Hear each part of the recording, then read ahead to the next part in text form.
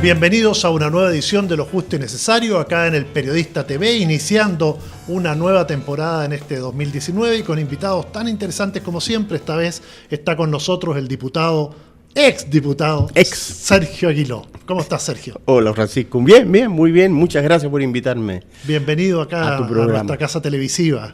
¿Cuántas veces te entrevistamos para la revista El Periodista? Varias veces, muchas veces. Cada vez que gritabas, ¿no? Claro, recuerdo una que pusiste el nuevo grito de Aguiló. Los famosos gritos de Aguiló. El primero y el más fuerte fue cuando dijiste que estaba el país viviendo entre dos derechas. Entre dos derechas, así fue, en abril del 2002. Han pasado 16 años. Eso fue un golpe duro a la entonces Concertación. Exacto. A un sector de la Concertación. Al sector que fue disidente con el último gobierno de Michelle Bachelet, que empezó a hacer efectivamente cambios de fondo, cambios en la educación, cambios en la reforma tributaria. Entonces el sector que era el partido del orden, que le llamaron los periodistas, todos ustedes, exacto, los periodistas le llamaban el partido del orden en todos los medios, bueno, qué sé yo, Walker y compañía, era como el jefe del partido del orden, fue disidente finalmente. Y que si ese sector se hubiera organizado mejor, el que representaba un poco, se sentía representado por eso entre las dos derechas, del grito, hubiera llegado al gobierno. Bueno, yo creo que nosotros fuimos disidentes, yo diría que buena parte de los 20 años del primer periodo de la Concertación, que del único periodo de la Concertación, porque el próximo gobierno que tuvimos con el segundo gobierno de Michelle Bachelet, ya la coalición se llamaba Nueva Mayoría. Y yo diría que es el único periodo en que nos vimos identificados, que quienes fuimos disidentes antes o críticos antes dentro de la Concertación nos sentimos plenamente identificados, más allá de que somos autocríticos y que se cometieron muchos errores en la forma, pero en la esencia del programa nos sentimos muy identificados en el segundo gobierno de Michelle Bachelet, muy identificados en el programa de cambios de fondo, estructurales, como le llamáramos en esa época. Sergio Aguiló, para quienes no lo conocen, es ingeniero comercial de la Universidad de Chile, ¿no es cierto? Así es, de la Chile. Fue electo diputado en 1989 y estuvo hasta el 2018. ¿Decidiste irte? ¿Por qué? Bueno, primero porque yo siempre he pensado, aunque la práctica personal no lo haya podido corroborar, que el periodo máximo que debiera estar en un parlamentario en tiempos normales, entre comillas, son 3 periodos. Yo no creo en la reelección indefinida, nunca he creído, como no creo en muchas otras cosas que pasan en el Parlamento, como el tamaño de la dieta que hoy día existe, que es desproporcionado y la más alta del mundo. Pero vamos por parte. Entonces no creía, y yo dije, el momento en que me vaya es cuando cambie el sistema electoral y no le entregue, por así decirlo, un espacio privilegiado a la derecha para que doblen. Porque si yo me iba, es feo que lo diga, pero la realidad es así, los datos y las encuestas así lo corroboraban. Si yo me iba y manteniéndose el sistema binominal, existía la posibilidad cierta de que la derecha doblara en el distrito que yo representaba, que en ese momento era Talca. Cuando yo me fui, fue cuando el distrito se amplió a las 2 provincias, en el fondo 3 distritos, del sistema antiguo, del sistema binominal. Entonces ya se ampliaba, se elegían 7 personas, fíjate, 7 parlamentarios, 7 diputados en ese nuevo distrito, y ahí la izquierda podía quedar mucho mejor representada y no teníamos el riesgo. Ese fue el momento que tomé la decisión. Es decir, te fuiste con la certeza de que podrías haber seguido un periodo más sin ninguna duda. Sin ninguna duda, no. Sobre tanto todo así que fui. El sistema hubiera sido electo. Tanto, sin duda, y creo yo, bueno, nunca puede uno asegurarlo, salvo que ocurran las cosas, pero la previsión razonable era que sí, porque tanto es así que fui jefe de campaña del senador actual, don Álvaro Elizalde, presidente del Partido Socialista por lo demás, y no fue bien, porque en Talca es donde sacó la más alta votación que le permitió ser senador de la República. Y todos pensaban que a Elizalde no le iba a ir bien. Todas las predicciones, incluidas del círculo más cercano del propio Álvaro, es que se perdía.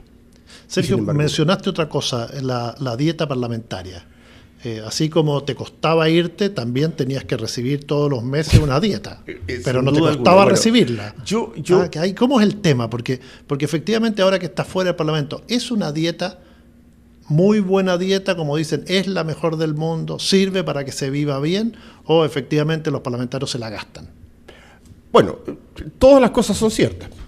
Qué bueno. No son todas las cosas que has dicho tú son ciertas. Es decir, primero los datos objetivos.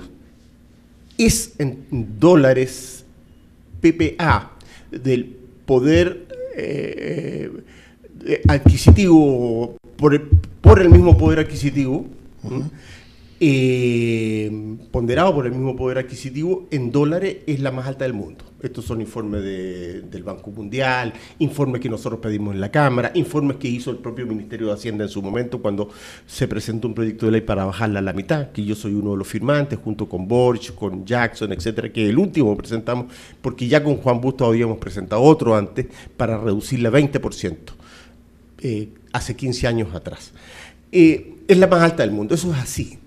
Ahora, esos objetivos es indiscutible, no hay ninguna discusión porque son números, o sea, ¿qué vamos a discutir? ¿Ah? La de Estados Unidos viene después, la de Inglaterra, Alemania, pero la de Chile es la más alta. Luego hay que decir que eso es bastante impresentable porque Chile tiene un promedio de ingreso per cápita, que es un promedio, como tú sabes, y uno de los países más desiguales del mundo, de tal manera que no refleja la realidad de 2/3 del país, pero del orden de los $25.000 de ingreso per cápita, y Estados Unidos tiene cerca de $65.000, $70.000 de ingreso per cápita, de tal manera que no hay nada que justifique que los parlamentarios chilenos ganen esa. ¿Por qué se llegó a eso? Que es el tercer punto, porque la Constitución de Pinochet dice los diputados y senadores tendrán la misma remuneración, entre paréntesis dieta, que los ministros de Estado. Y eso está en la Constitución. O sea, para modificar eso habría que modificar la Constitución. Y no te cuento a ti, que sabrás mejor que nadie, cuánto cuesta modificar la Constitución en este país. De tal manera de que o bajamos los sueldos de todos, incluidos ministros, subsecretarios, naturalmente, porque si lo bajan los ministros no va a ganar más el subsecretario que el ministro, en fin. Y ahí se baja lo de los parlamentarios, o se hace una distinción en la Constitución donde los parlamentarios no tienen por qué ganar el mismo remuneración de los ministros de Estado. Eso es porque se llegó a ese nivel, porque los ministros ganan eso, entonces... Sí, claro. Y pasó en reparticiones públicas donde se subieron los sueldos a todo el mundo justamente por Así es. por esas normas. Ahora, naturalmente los parlamentarios se la gastan porque esta es una experiencia humana en cualquier parte del mundo. El que gana 500.000 pesos gasta los 500.000 pesos, el que gana 2 millones se gasta los 2 millones finalmente, y el que gana más se gasta lo que gana más, ¿no? ¿Y eso transforma a una persona? Sí, porque yo siempre he tenido el planteo de que una persona que llega al Congreso debería ganar un promedio del sueldo de los últimos 2 años para que no cambie su realidad, porque si efectivamente una persona ganaba 500.000 pesos o es estudiante y de repente se encuentra con una dieta de 5 o 6 millones de pesos para el bolsillo, cambia su perspectiva respecto a la sociedad. Sin duda. Yo creo que, salvo honrosas excepciones, parlamentarios que tienen profesiones de alto nivel de remuneración en el sector privado, o por lo menos fuera del Parlamento, como los médicos o los ingenieros civiles, o aquellos parlamentarios que llegaron desde el mundo empresarial y tenían empresas no pequeñas, no una pyme, sino que medianas o grandes, latifundistas, que hay algunos. Salvo esas excepciones, que están por razones de lo que acabo de escribir más en la derecha que en la izquierda, obvio, no conozco latifundistas o empresarios de la izquierda, salvo esas excepciones, todo el resto debe haber duplicado, triplicado o cuadruplicado su sueldo anterior a cuando llegaron al Parlamento, todo el resto. No sé si sea buena la idea tuya, porque generaría una situación que reproduce las desigualdades de la sociedad. ¿Qué pasa si llega un obrero de la construcción, que tendría todo el derecho a llegar, como ha llegado en la historia del país? Ganaría tanto. Pero él tendría garantizado todo para hacer su trabajo. Oficina, secretaria, sí, claro, auto, etcétera. Ese tipo de cosas fuera. No, entiendo. A especialistas, legisladores, entiendo perfectamente asesores. Tu propuesta. Él tendría los mismos derechos de gastos operacionales, por así decirlo. Lo que no le cambia el sueldo que lleva a la casa. El sueldo que lleva a la casa, que es justamente el que yo critico, que es el más alto del mundo. Exacto. Objetivamente. Bueno, con un tope máximo, porque los médicos no porque ganó 20 millones de pesos va a ganarse 20 millones de pesos con diputados, no, ahí se baja. Habría que poner un tope mínimo y un tope máximo. El tope mínimo no puede ser exactamente el sueldo citado, promedio, que estamos criticando en la sociedad, que son muy bajos. Boris Jackson hubiera estado 4 años sin ganar un peso, como dijo, con las mesadas. Pepe Auto alguna vez con las mesadas de su padre, claro, no. Claro. Bueno, hay que modificar el sistema, cualquiera fuere, porque tú tienes toda la razón. Con una remuneración así, quien no ha vivido esa experiencia, le cambia la vida. Y no le cambia necesariamente para bien, aunque pueda gozar mucho, naturalmente, de hacer cosas que antes no iba, ir a restaurantes, viajar, y qué sé yo, tener un auto de otra manera, de otro nivel, etcétera, etcétera. Pero también le puede cambiar para mal, en el sentido de que las condiciones materiales van determinando la conciencia. Hay un viejo dicho que dice que por lo menos para una persona decente, progresista, democrática, es preferible pensar vivir como se piensa, porque si no uno puede terminar pensando como vive. Y si uno termina pensando como vive y empieza a vivir con sueldos como el de los parlamentarios de 10 millones, eso es el sueldo bruto actual, puede terminar con una distorsión muy grande. Exacto. Bueno, tú empezaste en la izquierda cristiana, ¿no es cierto? Yo empecé en la izquierda cristiana. Mi primer partido... Ya por la década del 70, estamos hablando de la Unidad Popular. El año octubre del 71, ya. Pleno gobierno de la Unidad Popular del presidente Allende. Luego estuviste mucho tiempo ahí, estuviste preso también en la dictadura. Así es. Estuviste secuestrado y desaparecido un tiempo, así ¿no? Es. Como 10 días aproximadamente en manos de la CNI. Así es. Agentes que fueron condenados. Agentes que fueron condenados. Es en los pocos casos que... en un delito por tortura se logra hacer una pesquisa por parte de los tribunales de justicia, se investiga, se determina quiénes fueron y son 7 u 8 agentes y están todos condenados. Eso no se olvida más, Sergio, ¿no? No, nunca más, nunca más. Y cada cierto tiempo uno despierta con pesadillas y con sueños y qué sé yo. No, eso no se olvida. ¿Tampoco sirve? ¿Y sirvió que los condenaran? Sirvió que los condenaran porque uno queda con una tranquilidad y una paz interior de que se hace justicia. Pero a mí, debo comentarlo y valga una frase de homenaje a la Vicaría de la Solidaridad, lo que más me hizo vivir en la vida posterior a la detención y a la tortura, sin rencor, sin odio, fue el trato de la Vicaría de la Solidaridad, que no fue solo un trato de asesoría jurídica, de apoyo jurídico a mí y a mi familia, a mi señora, qué sé yo, sino que un trato humano y un trato, yo diría, espiritual, no religioso, espiritual, porque había personas incluso agnósticas o no creyentes en la Vicaría de la Solidaridad. Un trato espiritual muy sistemáticamente entregado y con mucha solidaridad, y eso permitió elaborar y reelaborar la experiencia de una manera positiva, creo yo, aunque las heridas no se sanan nunca. Y justamente tú viviste la dictadura, te torturaron, estuviste preso y después participaste de la transición. Hoy cuando se hace un balance de esa transición, mucha gente dice, de la misma Concertación, que no se pudo hacer más. Y también había cierto temor, estaba Pinochet, las Fuerzas Armadas no eran lo que son hoy, había como un temor a una regresión a una dictadura. ¿Cuál es tu balance que haces? Porque tienes la autoridad moral para hacerlo. Yo creo que se pudo hacer mucho más. Se pudo hacer mucho más.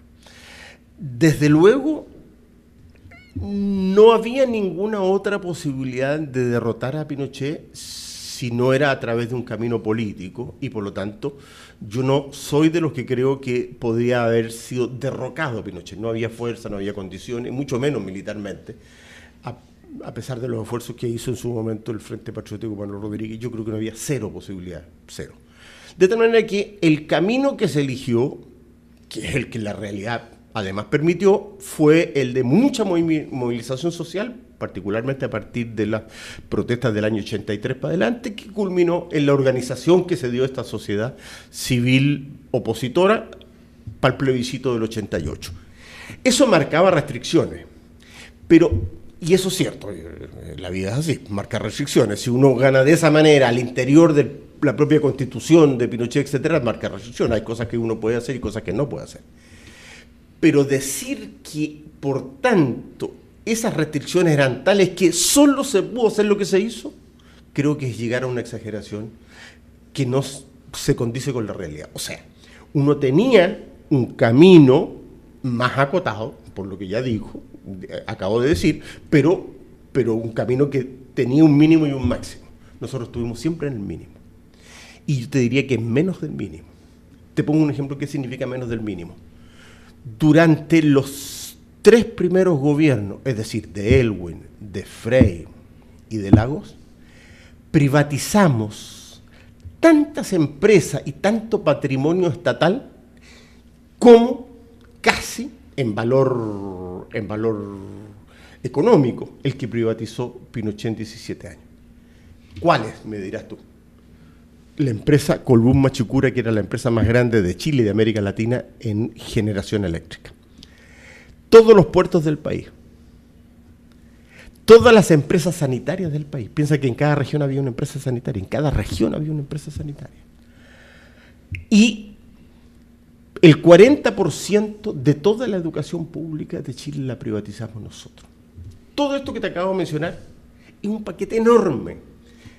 Pregunta, ¿estábamos obligados nosotros, estábamos constreñidos a privatizar, a nosotros tomar la iniciativa de privatizar todo eso? No. Alguien me puede decir, mire, si usted quería volver al patrimonio público, empresas privatizadas durante la dictadura, claro, eso es más difícil. Por ejemplo, LAN fue una empresa que hasta el 73 fue una empresa estatal. Después, en la dictadura fue privatizada, ya supimos quién la compró y en qué condiciones. Yo creo que era muy difícil, si no imposible, volverla al patrimonio público. Y así muchas otras empresas que se privatizaron durante la dictadura. Ok, me lo compro. Esa es parte de las restricciones. Pero decir que nosotros estábamos obligados e impelidos, además de todo lo que privatizó Pinochet, a privatizar nosotros todos los puertos de Chile, todas las empresas sanitarias de Chile, toda la educación, si nosotros inventamos la educación particular subvencionada, Pancho, nosotros, la gente a lo mejor piensa que fue Pinochet, por las nuevas generaciones, no, nosotros. Sí, después también se fortalecieron las AFP, se fortalecieron las ISAP, ni hablar Ponce Lerú y todo lo que las preventas que obtuvo. De ahí eso adelante. No estábamos obligados. O sea, por eso que siempre estuvimos pegados a la raya del mínimo, cuando pudimos hacer mucho más. ¿Eso te fue desafectando de la concertación? Desafectando, no sé si sea la palabra exacta. Me fue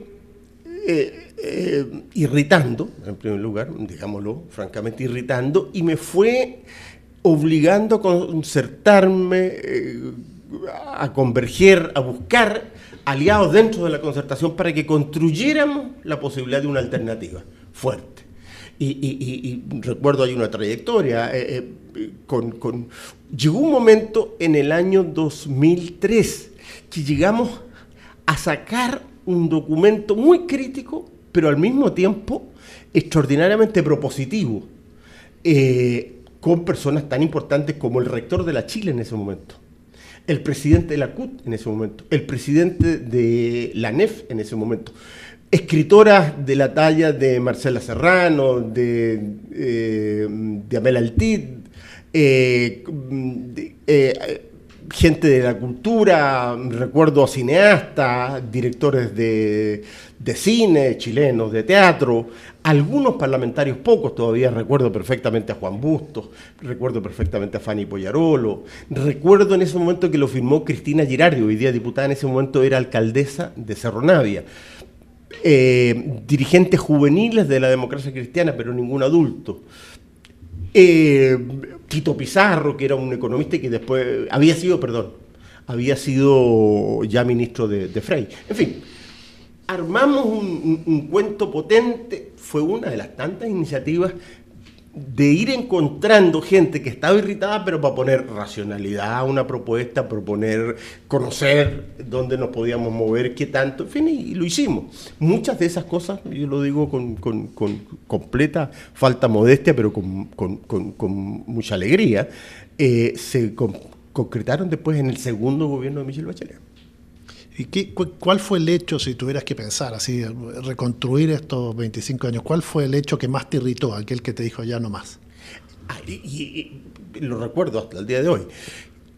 En el periodo que va desde el 1990 hasta el 2000, tal como tú muy bien lo recordabas hace un segundo atrás en una de tus preguntas, Pinochet era todavía comandante en jefe del ejército. No recuerdo exactamente, entiendo que es el 98 cuando pasó de senador designado, pero era comandante en jefe del ejército. Entonces, los ministros de los gobiernos de la Concertación que coincidieron con ese mismo periodo llegaban cada cierto tiempo a la Cámara y nos decían a los más críticos, mire, por favor tengan cuidado, seamos todos ordenados, disciplinados, no levantemos la voz para criticar a nuestro gobierno porque todavía existe el riesgo de una involución. Está Pinochet ahí al mando del ejército, esto en cualquier momento se puede revertir.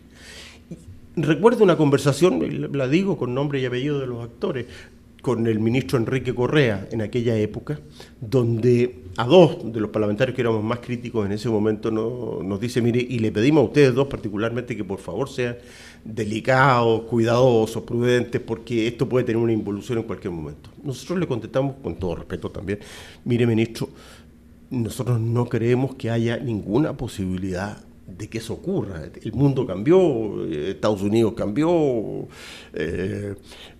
la correlación de fuerzas en la humanidad cambió, ya no existe la Guerra Fría, había desaparecido la Unión Soviética, el campo socialista en la Europa detrás de la cortina de hierro, etcétera, etcétera, etcétera.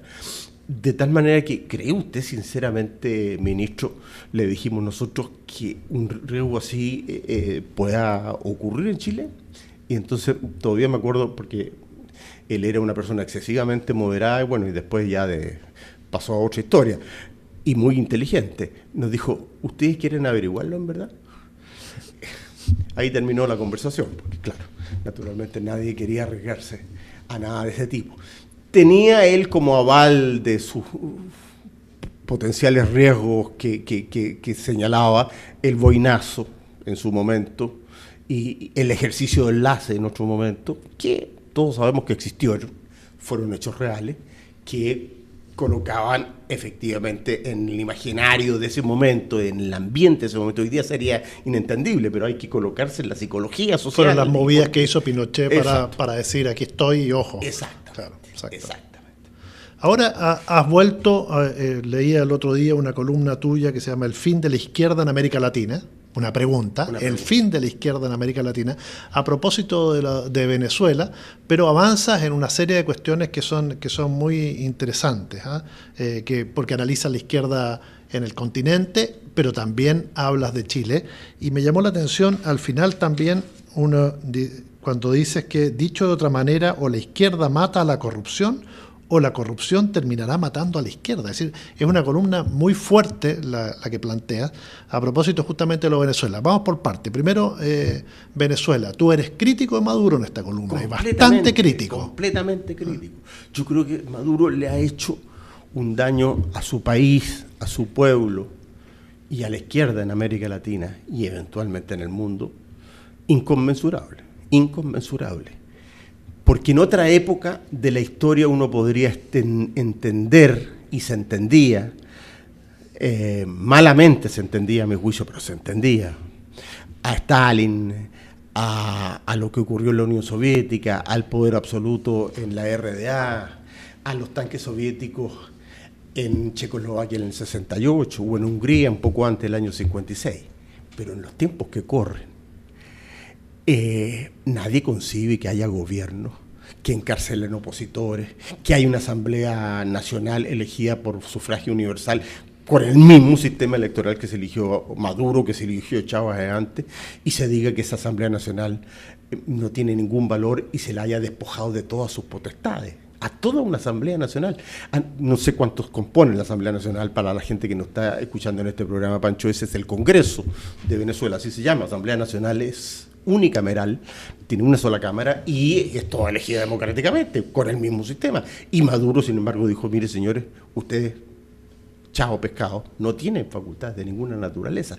Hay decenas de opositores, en fin. El deterioro económico del país más rico de América Latina, del país que tiene más petróleo hoy, pero que tiene las reservas petroleras más grandes del mundo, más grandes que la de Arabia Saudita, que es el segundo país en el mundo que tiene más reservas petroleras. Ese país, la gente tiene hambre, la gente vive una experiencia dramática en salud, etc. Y esto, hay que decirlo, a los partidarios acérrimos de Maduro que esto empezó a ocurrir antes que Estados Unidos, que no tendría por qué haberse metido, y ese es otro tema, porque yo, así como soy súper crítico de Maduro, soy doblemente crítico del imperialismo norteamericano, que sigue siendo el mismo que intentó derrocar y que finalmente logró Allende y a otras experiencias populares en América Latina y que hoy día está metiendo las manos en Venezuela. Pero antes de que ellos tomaran estas famosas medidas de castigo y qué sé yo contra Venezuela, ya estaba el deterioro brutal en ese país, hermano, producto de uno de los más atroces o más pésimos gobiernos que haya tenido experiencia ese país.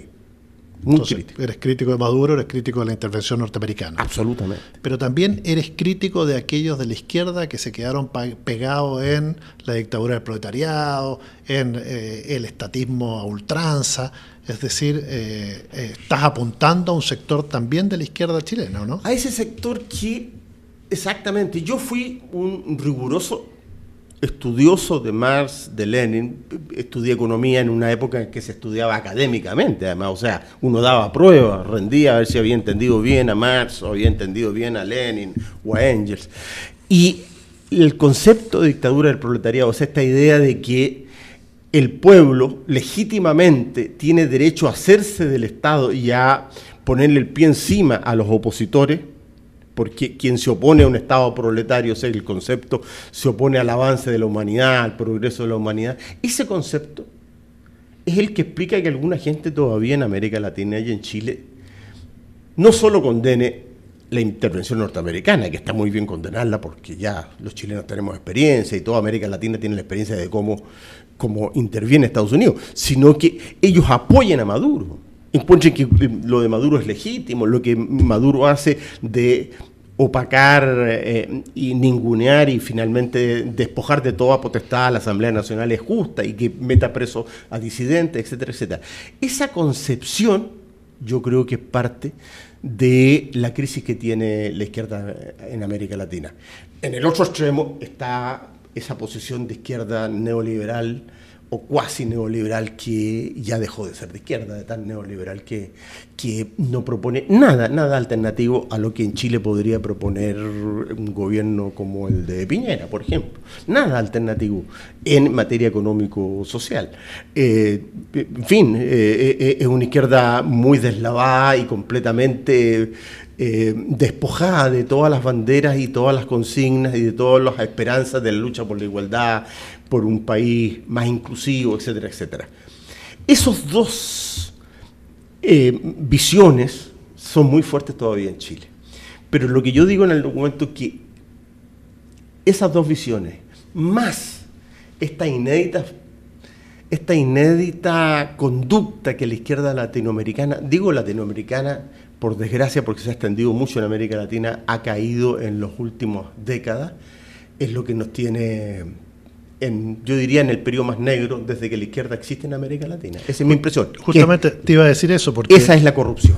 Esa es la conducta. Claro, porque mientras otros están, por ejemplo, enviando cartas a Lula, tú dices categóricamente un manto oscuro y turbio cubre a buena parte de la izquierda de nuestro continente. Y después los menciona el PT en Brasil, el PSV y Maduro en Venezuela, el sector peronista que apoyó a Cristina Kirchner en Argentina, el MSLN y Ortega en Nicaragua, varios dirigentes y partidos que apoyaron los gobiernos de la concertación en la nueva mayoría, somos vistos por nuestros propios ciudadanos con sospecha, con mucha distancia, cuando no directamente como corruptos. Pero metes ahí a Lula, metes a Cristina Fernández, metes al peronismo, metes a Daniel Ortega, es decir, hay una revisión bastante fuerte en estas palabras. Así es.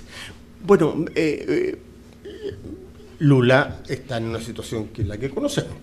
Está detenido, preso, entiendo que tiene una condena en primera instancia, hay otros procesos. ¿Tú no firmaste la carta de apoyo? Sí. Sí, la firmaste. ¿Por qué la firmaste? Buen punto. Yo en ese momento creo que cometí un error. En ese momento pensé que varios dirigentes del PT, de los que ya no había ninguna duda en Brasil ni en ninguna parte del mundo, digamos, se habían involucrado, altos dirigentes, muy importantes dirigentes del PT se habían involucrado en el proceso de corrupción del Obredech el mecanismo, el que conocimos como el mecanismo. El mecanismo. Exactamente. Que operó de la misma manera en distintos países, lo que pasa es que acá fue escandaloso. Fue escandaloso, exactamente. Y se hizo además se exportó el mecanismo. ¿Ah? Se exportó el mecanismo, que eso fue más grave. Se exportó el mecanismo. Desde allá, porque ellos lo inventaron. Los autores intelectuales no le quitemos ese mérito, entre comillas, a los brasileños. Exacto. Yo pensé que Lula estaba fuera de eso. Todo parece indicar que está más dentro que fuera, por desgracia. Bueno, pero eso lo dirán los tribunales, lo dirá la historia, no tengo yo todos los antecedentes, pero yo por prudencia debí no haber firmado la carta, si tenía la duda y si tengo esta aprehensión que hoy día escribo. En Argentina está pasando otro tanto. En Argentina los tribunales están llevando a la señora Kirchner, que es lo que ha sido la izquierda en los últimos tiempos, un sector del peronismo que tuvo a su marido, Néstor Kirchner, en el gobierno y después a ella de igual forma. Y bueno, ya tenemos, está claro las confesiones que ha habido en el proceso, el paquetito, el mecanismo, porque tenían ahí un mecanismo muy... Tú debes conocerlo muy bien, viviste en tu época en Argentina. Por fuera lo conocí. Sí, no, a eso me refiero, pero tú has reporteado. Sí, te tocó como en tu inquietud como periodista ver... Bueno, el otro día es humorista que dijo que éramos la copia infeliz de Argentina, ¿no? Porque habíamos asumido muchas de sus conductas tradicionales. Exacto, pero que lo habíamos superado. Exacto. ¿Cómo ves este primer año del gobierno de Piñera desde el punto de vista económico? ¿No se están cumpliendo las expectativas? Yo creo que están bastante lejos. Están bastante lejos. Es paradojal que hayan quebrado 5 o 6 empresas emblemáticas. La última hace algunas horas o días atrás, la empresa Guante de calzado, pero ya habían quebrado otras muy significativas en distintas regiones del país. Entonces cuando y ya llevamos, no llevamos 2 meses, o sea, se terminó, o sea, ya llevamos un año completito. Y con el crecimiento a la baja. Porque si uno toma el crecimiento del 2018, los primeros 6 meses son una cosa, incluso gracias a que el 2017 existió esa paralización de la escondida, fue más alto, pero a partir del segundo semestre empieza a bajar. En enero fue del 2,4% y no sabemos cómo va a seguir en los próximos meses. Tienes toda la razón, así es. Yo creo que efectivamente... El gobierno de Piñera en materia económica, en materia de empleo, está subiendo el desempleo en varias regiones del país y el promedio es ahora es bastante superior al que tenía el promedio el gobierno anterior de Michelle Bachelet. Y yo diría, está haciendo un esfuerzo grande además por revertir buena parte de las reformas de la expresidenta Bachelet, algunas de las cuales yo creo que va a encontrar una resistencia muy fuerte. Desde luego, yo tengo la impresión de que él no va a sacar su reforma tributaria. La que él quiere sacar, que es bajar la tasa de impuestos al 1% más rico, a las grandes empresas del país, la tasa corporativa, y él ha explicado varias veces que la tasa corporativa en otros países del mundo, además de una manera engañosa, completamente engañosa, bueno, esa no le va a resultar.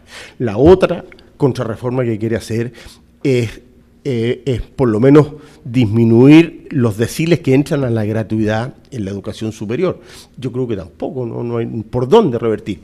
Y por último, una ley que nos costó muchísimo a nosotros, que es la ley de inclusión en la educación escolar, que terminaba con el copago de los familiares o de los padres directos de los niños en la educación particular subvencionada.